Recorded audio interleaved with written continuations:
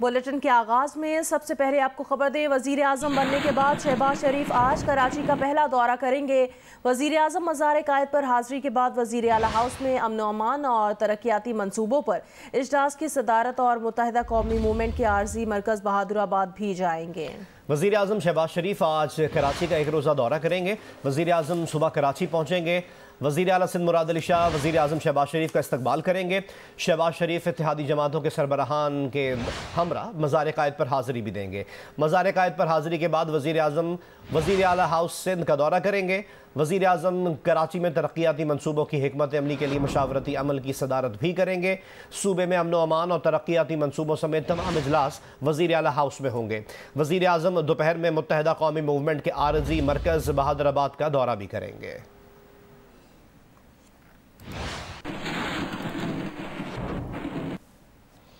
फौज में formation commanders के अहम तरीन इजलास में पाक फौज की जानिब से वाज़ेह पैगाम दिया गया।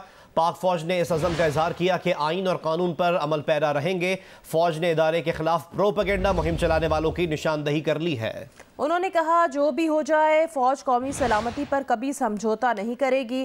फॉर्मेशन कमांडर्स ने आइन और कानून की हुक्मरानी को हर कीमत पर बरकरार रखने के लिए अस्करी क़यादत के फैसले पर भरपूर और मुकम्मल एतमाद का इजहार किया।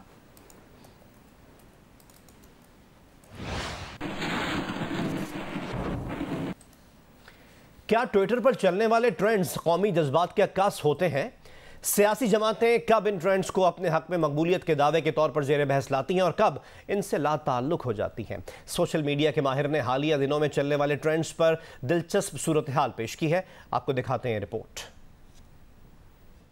सोशल मीडिया ट्रेंड्स कौमी जज्बात के अक्कास नहीं होते। सोशल मीडिया स्ट्रेटेजी के एक माहिर ने हालिया दिनों में सियासी सूरत हाल पर चलने वाले ट्विटर ट्रेंड्स पर दिलचस्प सूरत हाल पेश की। जब ये ट्रेंड्स किसी सियासी जमात के हक में जाते हैं तो सियासी जमात उन्हें अपनी मकबूलियत के दावे के तौर पर पेश करती है, लेकिन इसी ट्रेंड के अकाउंट्स जब हसास मौज़ूआत पर कौमी मफाद के खिलाफ जाते हैं तो सियासी जमातें इनसे लाताल्लुक हो जाती हैं। जैसे हालिया दिनों में एक अहम शख्सियत के खिलाफ चलने वाले ट्रेंड के 30% अकाउंट्स ने इम्पोर्टेड हुकूमत नामंजूर में भी ट्वीट किया। इसी तरह अहम शख्सियत के खिलाफ एक और ट्रेंड के 45% अकाउंट्स ने इम्पोर्टेड हुकूमत नामंजूर के ट्रेंड में भी हिस्सा लिया। उन्हीं में से चंद एक अकाउंट्स खतरनाक हद तक गलत मालूमात फैला रहे थे, जिसमें एक तहरीक इंसाफ के रुकन के घर पर ड्रोन हमले की झूठी वीडियो भी शामिल है। उन्हीं अकाउंट से इम्पोर्टेड हुकूमत नामंजूर पर 226 ट्वीट्स भी भेजे गए। ट्विटर पर चलने वाले ट्रेंड्स बहरहाल कौमी जज्बात के अक्कास नहीं होते कि पाकिस्तान में 34 लाख ट्विटर अकाउंट्स तो हैं, लेकिन सारिफ इतने नहीं, क्योंकि एक सारिफ एक से ज्यादा अकाउंट्स रख सकता है।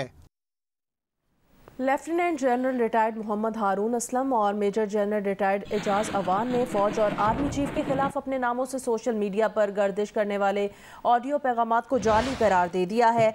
साबिक वजीर आजम इमरान खान के खिलाफ तहरीक अदम एतमाद की कामयाबी के साथ ही इन दोनों रिटायर्ड फौजियों के नाम से सोशल मीडिया पर पाक फौज के खिलाफ जाली ऑडियो पैगामात वायरल हुए। Lieutenant general retired Mohammad Haroon Aslam ने अपने ट्विटर पैगाम में लोगों से जिम्मेदार शहरी होने की अपील करते हुए जोर दिया कि वो पाक फौज और आर्मी चीफ के खिलाफ बेबुनियाद और गैर ज़रूरी तनकीद से गुरेज करें।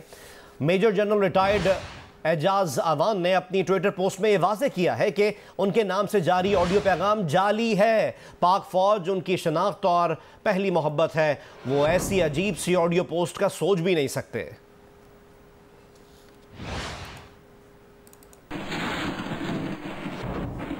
तहरीक इंसाफ के रहनुमा फैसल वाडा ने इदारों के खिलाफ चलाई जाने वाली मुहिम की सख्त मजम्मत की है और कहा है कि चाहे अफवाज पाकिस्तान हो, अदलिया हो, सियासी शख्सियात या आम आदमी, किसी के खिलाफ भी ज़ातियात पर नहीं उतरना चाहिए। उन्होंने कहा, किसी की ज़ात को कोई भी निशाना बना दिया जाता है, रगड़ दिया जाता है, ऐसा नहीं होना चाहिए। उन्होंने ये भी कहा कि वो इस मुहिम की भरपूर मजम्मत करते हैं। ये मुझे इल्ज़ाम ठहराना कि ये कैंपेन को कोई हमारे इशारे से या हमसे लीड कर रहा है, मैं कंडेम करता हूँ ये जो भी कर रहा है। और ना कि अफवाज के लिए कर रहा है, बल्कि आपस में एक दूसरे की भी जातियात और माँ बहन बेटियों तक को रगड़ दिया जाता है, जिसका नोटिस भी लिया जाता है। और हमें अपने इदारों का एहतराम, उनकी कुर्बानियाँ जो वो शहादतें दे रहे हैं, उसका एहतराम करते हुए मैं तो कम्प्लीटली इस अमल को कंडेम करता हूँ। वो अफवाज हो, वो कोई अदलिया हो, मैं तो इसको overall across the board condemn कर रहा हूँ। चाहे वो किसी पार्टी से ताल्लुक रखता हो या कोई आम आदमी हो या किसी की माँ बहन बेटी की नहीं बात हो या कैरेक्टर असैसिनेशन हो। अभी आपको खबर दें, साबिक वजीर आज़म मियाँ मोहम्मद नवाज शरीफ और इसहाक डार के पासपोर्ट का मामला है। वजीर आज़म ने मियाँ नवाज शरीफ और साबिक वजीर खजाना इसहाक डार के पासपोर्ट की तजदीद के अहकाम जारी कर दिए। वजीर आज़म ने पासपोर्ट की तजदीद के अहकाम वजारत दाखिला को जारी किए हैं। लंदन में पाकिस्तानी हाई कमीशन को भी पासपोर्ट की तजदीद के लिए कह दिया गया है।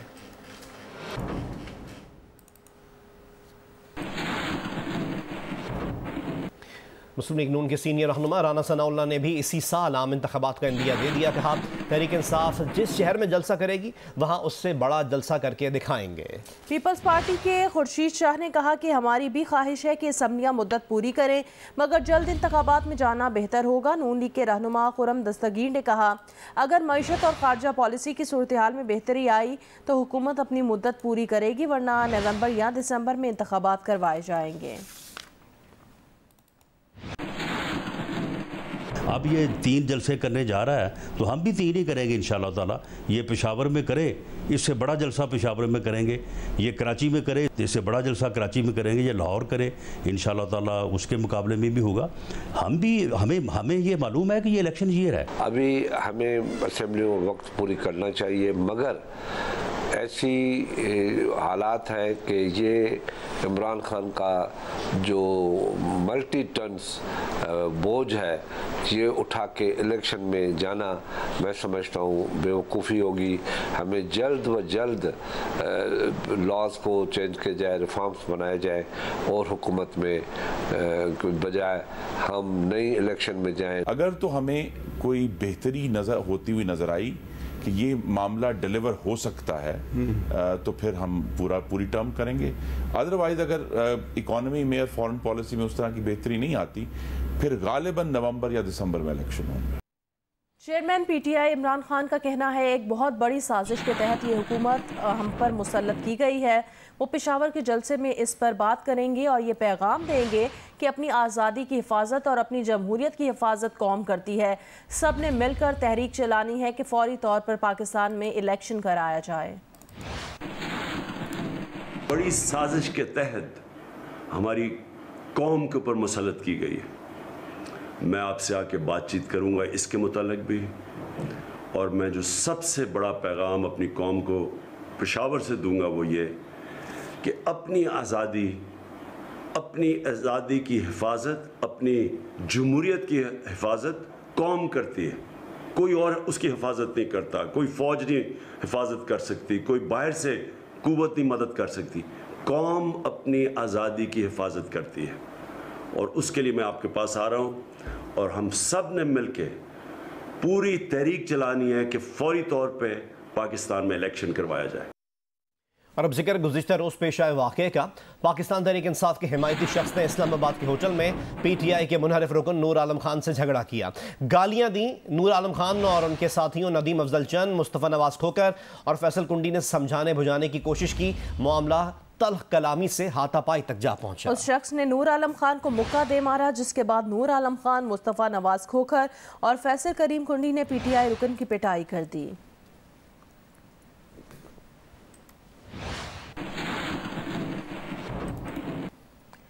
तहरीक इंसाफ के मुनहरिफ रुकन नूर आलम खान ने थाना सेक्रेटेरिएट पुलिस को पीटीआई कारकुन के खिलाफ दरख्वास्त जमा करा दी।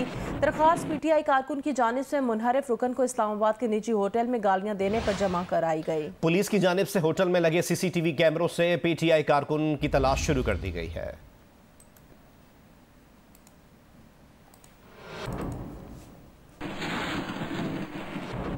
पीपल्स पार्टी के रहनुमा फैसल करीम कुंडी ने कहा कि तहरीक इंसाफ से मुंसलिक शख्स ने पहले गालियां दी फिर मारपीट की। जो हमने किया वो रद्द अमल था, जो जैसा करेगा उसे वैसा जवाब मिलेगा। एक निजी होटल में एक नाखुशगवार वाक़या पेश आया। हम अफ्तारी करने गए थे, नूर आलम साहब, हमारे मैंने और जो है मुस्तफ़ा नवाज खोकर साहब, नदीम चंद साहब, शेख वकास साहब, उन्होंने डॉक्टर साहब ने जो है वो नूर आलम को बुरा भला का और गालियाँ दी। हम उनको समझाया अफ्तारी के बाद कि इस किस्म के एजुकेटेड लोग इस किस्म की बातें नहीं करते, लेकिन वो उस पर उन्होंने जो है वो हम पे हाथ डाला, हम पे अटैक करने की कोशिश की, गालियाँ बकी, जिसके बाद हमें सेल्फ डिफेंस में उस डॉक्टर की जो है सही दुर्गत की, उनको सबक सिखाया। इस किस्म के वाक़यात को फ़रोग़ देना PTI का एक वतीरा है। उन्होंने अपने वर्करों को, अपने एजुकेटेड क्लास लोगों को इस किस्म की चीज़ें सिखाई हैं। इस किस्म की चीज़ों को जो है हम नहीं टॉलरेट करेंगे। और अब आपको बताएं कि वज़ीर आज़म आज़ाद कश्मीर सरदार अब्दुल क़य्यूम नियाज़ी के खिलाफ तहरीक अदम एतमाद जमा करा दी गई है। तहरीक अदम एतमाद पर तहरीक इंसाफ के 25 अरकान के दस्तखत हैं। इमरान खान ने तहरीक अदम एतमाद पेश करने की मंजूरी दे दी। और आपको ये भी बताएं कि वज़ीर आज़म अब्दुल क़य्यूम नियाज़ी की जगह सरदार तनवीर इलियास वज़ारत उज़्मा के लिए नामज़द हैं। स्पीकर असम्बली को ख़त भेज दिया गया है। तहरीक की कामयाबी के लिए 53 के ऐवान में 27 सरकार की हिमायत दरकार होगी। तहरीक अदम एतमाद पर 3 दिन बाद और 7 रोज़ के अंदर वोटिंग लाजिम है। आज़ाद कश्मीर असम्बली का इजलास 15 अप्रैल को तलब कर लिया गया।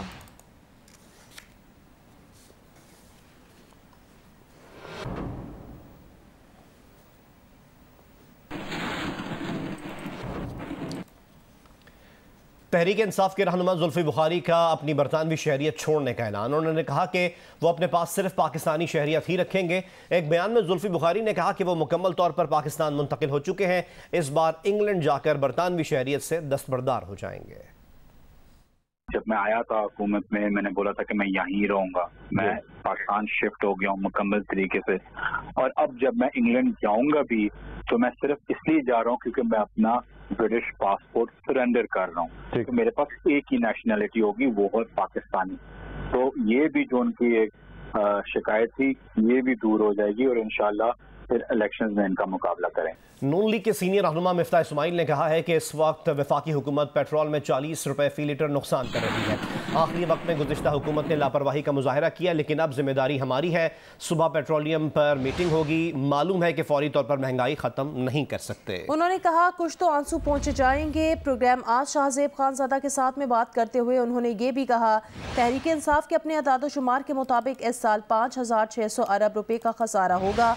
IMF के प्रोग्राम में रहना इस वक्त पाकिस्तान के वसीतर मफाद में है। इस वक्त वफाकी हुकूमत 40 रुपया पर लीटर नुकसान कर रही है। जब इनको लगा कि इनकी हुकूमत जाने लगी थी तो फिर इन्होंने इस सब तमाम चीज़ों को उसको छोड़ दिया, गवर्नेंस को छोड़ दिया। इस वक्त Shehbaz Sharif is responsible for what happens to the economy of Pakistan, और वो जिम्मेदारी लेने के लिए कबूल करते हैं। सुबह जो है वो पेट्रोलियम की भी मीटिंग होगी। हमको पता है कि फौरन महंगाई ख़त्म नहीं कर सकते, लेकिन अगर हम 25,000 रुपये मिनिमम वेज करते हैं तो कम से कम थोड़े से तो आंसू पहुँचे जाएंगे ना हमारे गरीब लोगों के। वफाकी हुकूमत जो है वो जिस स्पीड पे जा रही है तो 5,600 अरब रुपया तकरीबन वो खसारे की स्पीड पे जा रहे हैं। इसके अलावा 800 अरब रुपए और ख़र्चा देना है वफाकी वजारत को, क्योंकि डिफरेंट कंपनीज ने नुकसान किया है। अगर ये सारे पैसे दे दिए इस साल में तो साल रवा में इनके प्रोजेक्शन के हिसाब से 6,400 अरब रुपए का खसारा होगा। IMF के प्रोग्राम में रहना मेरे ख्याल से इस वक्त पाकिस्तान के वसी तर मफाद में है। IMF के साथ बैठ के बात करेंगे। हम ये ज़रूर कह सकते हैं कि जो हर वो चीज़ जो उन्होंने मानी थी लेकिन उस पर अमल नहीं किया, हम उस मायदे को थोड़ा सा रीनिगोशिएट करेंगे। हम उसको समझाएंगे कि हमारी नई हुकूमत आई है, हमको थोड़ा सा वक्त दें। हमारी एक एक्सपीरियंस टीम है, अल्लाह की मेहरबानी से हम पूरी जिम्मेदारी लेते हैं। मुल्तान में यूटिलिटी स्टोर्स पर सब्सिडी पर रिफाइंड चीनी दस्तयाब नहीं है और आटे की किल्लत के बायस खरीदार यूटिलिटी स्टोर्स के चक्कर काट रहे हैं। मजीद बता रही हैं मैमूना सईद। जी, मुल्तान के यूटिलिटी स्टोर पर रमज़ान पैकेज का इतलाक जो है वो जारी है। यहाँ पर अगर बात की जाए रिफ़ाइंड चीनी की तो यहाँ पर जो रिफ़ाइंड चीनी है वो दस्तयाब नहीं है, लेकिन जो चीनी है उसकी कीमत 50 रुपये रखी गई है और आम मार्केट से तकरीबन 5 से 10 रुपये का जो है सार्फिन को सब्सिडी दी जा रही है। इस हवाले से यहाँ पर जो सार्फिन चीनी ख़रीद रहे हैं उनका ये कहना है कि चीनी यहाँ वाफिर मिकदार में मौजूद तो है लेकिन रिफ़ाइंड चीनी नहीं है। इसके साथ ही साथ अगर बात की जाए आटे की तो जो आम मार्केट में फ़ाइन आटा है उसकी तकरीबन जो कीमत है वो 1600 रुपये से ज़ायद है 20 किलो के थैले की, लेकिन जहाँ पर जो है वो फ़ाइन आटा तकरीबन 955 रुपये में फ़रोख्त किया जा रहा है।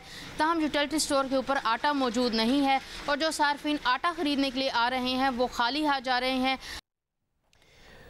माह रमज़ान के दौरान मुल्क भर में अशिया खुरनोश की कीमतों में बेपनाह होने वाले इजाफे ने अवाम की मुश्किलात में इजाफा कर दिया है।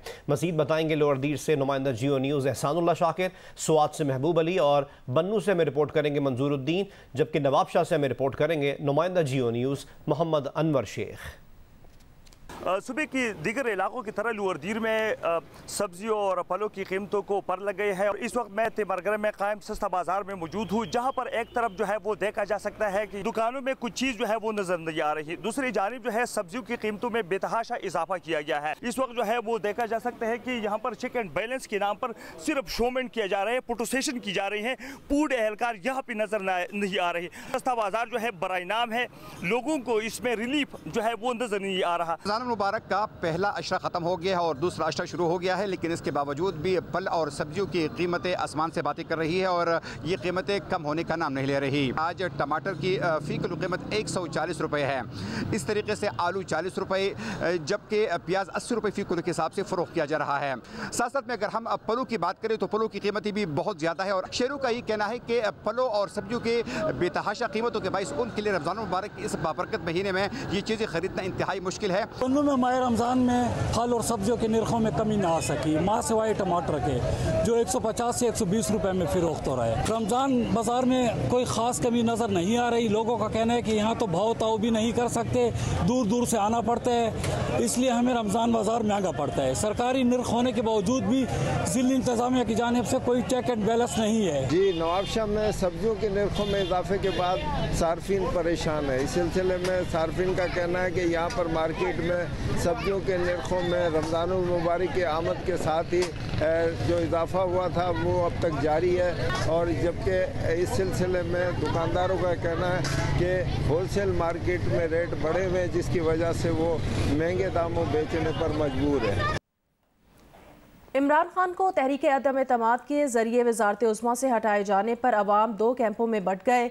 कुछ खुश थे और कुछ गुस्से में नजर आए। 57% ने खुशी का इजहार किया, 43% नाराज नजर आए। खुश होने वालों में से 71% ने महंगाई और गुर्बत में इजाफे को हुकूमत के जाने पर खुश होने की अहम वजह बताया। नाराज होने वालों में से 13% इस वजह से नाराज थे कि इमरान खान को 5 साल मुकम्मल क्यों नहीं करने दिए। गैलप पाकिस्तान ने अवाम की आरा पर मबनी एक नया सर्वे जारी किया है। इसकी तफसील आपको दिखाते हैं इस रिपोर्ट में। तहरीक अदम एतमाद के जरिए इमरान खान को वज़ारत उज़्मा से हटाने पर अवाम दो कैंपों में बटे हुए नजर आए। कुछ तो खुश थे मगर कुछ गुस्से में दिखाई दिए। 57% ने इमरान खान के निकाले जाने पर खुशी का इजहार किया है, अलबत्ता 43% ने इस पर नाराजगी का इजहार किया। ओहदे से हटाने पर खुशी का इजहार करने वालों में 71% ने PTI हुकूमत के दौर में महंगाई और गुर्बत की शरह में रिकॉर्ड इजाफे को हुकूमत जाने पर खुश होने की अहम वजह बताया। अलबत्ता सर्वे में जिन पाकिस्तानियों ने इमरान खान को ओहदे से हटाने पर नाराजगी का इजहार किया, उनमें से 25% ने साबिक वज़ीर आज़म के अच्छा और ईमानदार होने के बावजूद उन्हें ओहदे से हटाने पर गुस्सा होने का कहा। लेकिन नाराज होने वालों में 13% ऐसे भी थे जिन्होंने अपने गुस्से की अहम वजह हुकूमत के 5 साल मुकम्मल न होना कहा। इस बात का इंकशाफ गैलप पाकिस्तान के सर्वे में हुआ, जिसमें मुल्क भर से 1000 घरानों ने हिस्सा लिया। सर्वे में 57% पाकिस्तानियों ने तहरीक अदम एतमाद के जरिए इमरान खान को वज़ारत उज़्मा से हटाए जाने पर खुशी का इजहार किया है, जबकि 43% ने नाखुश होने का कहा। जिन 57% ने खुशी का इजहार किया, उनमें से 71% ने अपने फैसले की अहम वजह PTI दौरे हुकूमत में महंगाई और गुर्बत में रिकॉर्ड इजाफे को बताया। 10% ने गरीबों को रिलीफ न देने, 3% ने इमरान खान के अच्छा रहनुमा न होने, 2% ने PTI से पहले वाली हुकूमत के बेहतर होने, 2% ने इमरान खान के वादों पर अमल न करने, 1% ने इमरान खान के वज़ीर आज़म के ओहदे के लिए अहल न होने, जबकि 1% ने साबिक वज़ीर आज़म को सियासत न आने का कहा।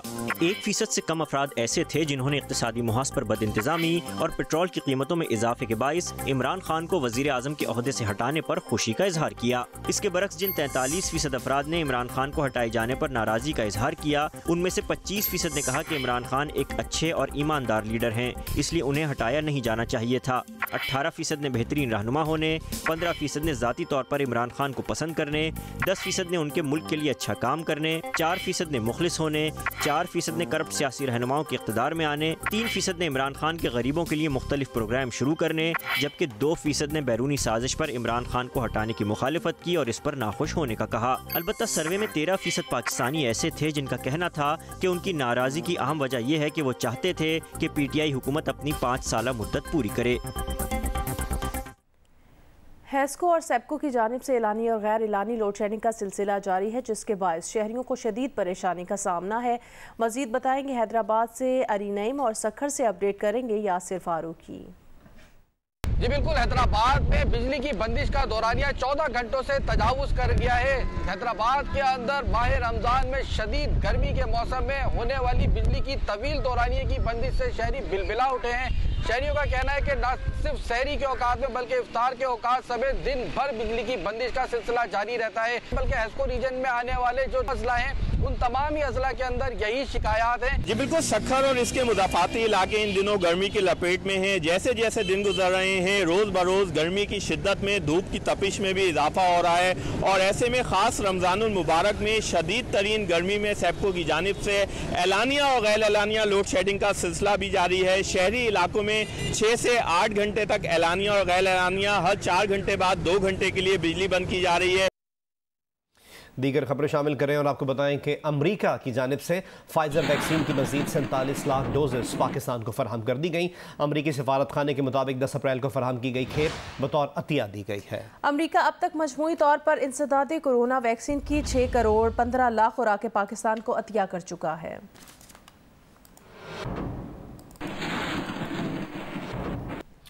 क्रिकेट मैगजीन विजडन की जानिब से अंडर 23 क्रिकेटर्स की ऑल टाइम टेस्ट 11 का ऐलान कर दिया गया। पाकिस्तान के जावेद मियादाद, वकार यूनुस और सकलैन मुश्ताक शामिल किए गए हैं। ग्रेम स्मिथ को कप्तान मुकर्रर किया गया है।